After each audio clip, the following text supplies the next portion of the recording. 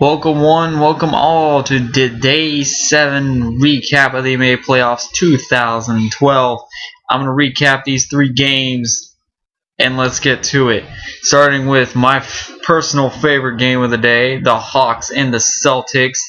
And these two teams were trading blows like prize fighters all game long.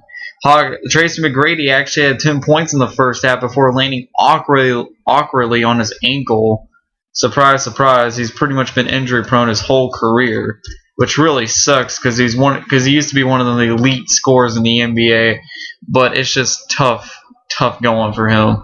Also to note, Joe Johnson really carried the load for his team since Josh Smith couldn't play today. Joe Johnson would end up with 29 points today.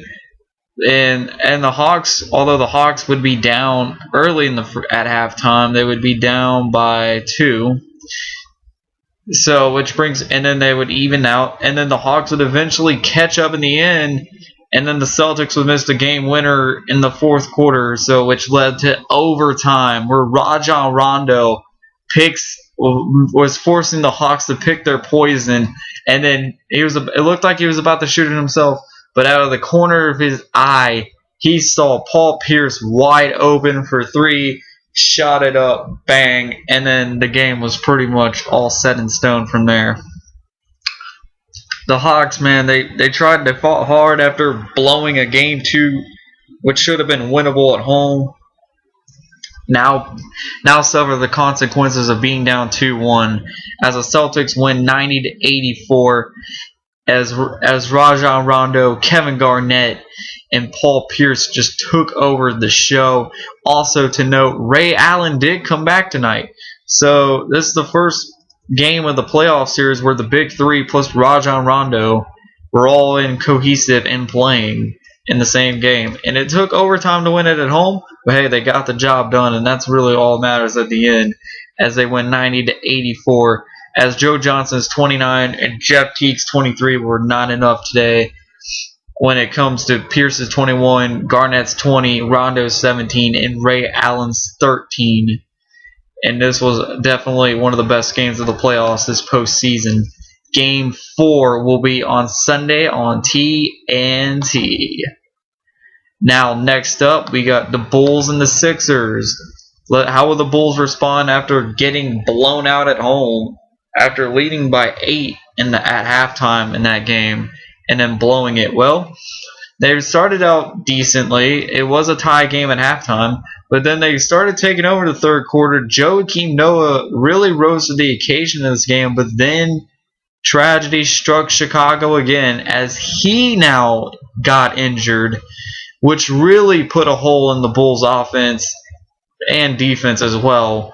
It would show in the fourth quarter as the 76ers would end the game on a 26-7 run, kind of like Grizzlies Clippers in game 1. The Sixers took over this one, and especially in the fourth quarter. And now the Bulls are now down 2-1 as they lose 79-74.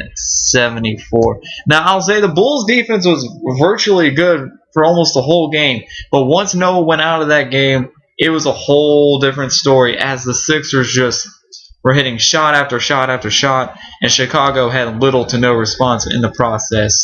So, and now the absence is the Rose. And if you thought the absence of Rose is bad, let's wait till you see how bad the absence of Noah will be, as they will be in complete danger of losing in the first round to an 8 seed, more danger than they were already in beforehand when they lost this game.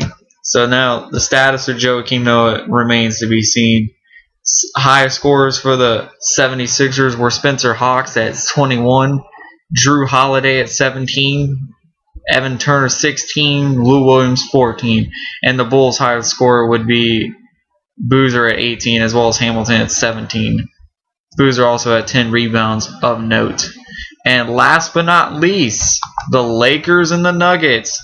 Denver started out fast. They were getting everything. I think they were a more comfortable team at home, and it really showed as they bounced out to a 30-14 first quarter lead and never looked back. Denver never looked back. LA would crawl back in this game a little bit, but it would not be to this day as the Nuggets finally show their potential and beat LA 99-84 to make this a 2-1 series. And now game 4 of the series will continue on Sunday on TNT. And let's go look at the stats a little bit. Ty Lawson, 25 points, 9 of 19 shooting. Picked up where he left off in game 2.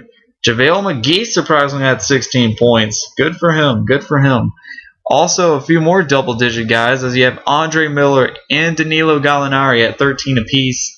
Kenneth Faried at 12 points, and Aaron Aflalo at 10 points. Aaron Aflalo still hasn't found his touch on offense yet, but his defense was more than stellar tonight on Kobe, as Kobe would go 7 of 23. It's all too typical. Like, it seemed like one of those games where Kobe was like, no, I'm going to keep shooting. I'm going to keep shooting, not get the team as involved. And you can kind of tell that because Bynum had 18 points, and he only had 11 shots.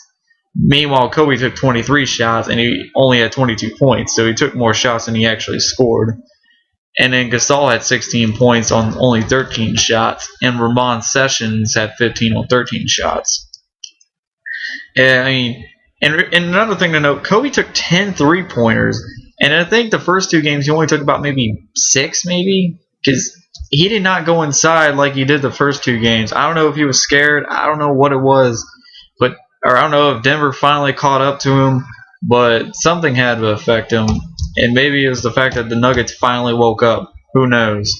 But Game 4 will be on Sunday night, and we will continue on. And now we will go to the awards, the game of the day. I'm going to say the Celtics Hawks. It was an overtime thriller. It was a battle between these 2 gladiators of the East. Back and forth, back and forth, back and forth. But eventually the veteran savvy Boston Celtics took over this game, and they did work today. The player of the day, this one was a little tough.